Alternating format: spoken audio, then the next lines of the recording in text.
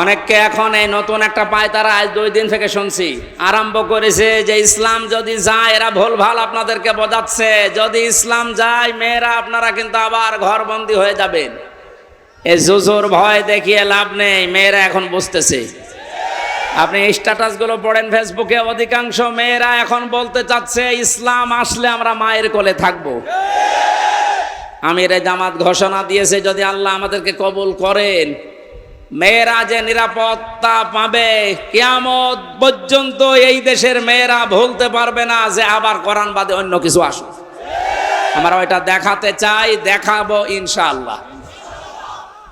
কোরআনের সূরা শূরা, শূরা মানে সংসদ, শূরা মানে কি?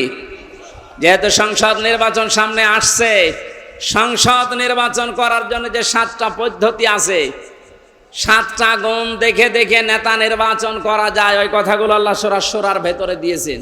আমরা মাত্র একটা আয়াত পড়েছি, আয়াতের নাম্বারও 7। কত?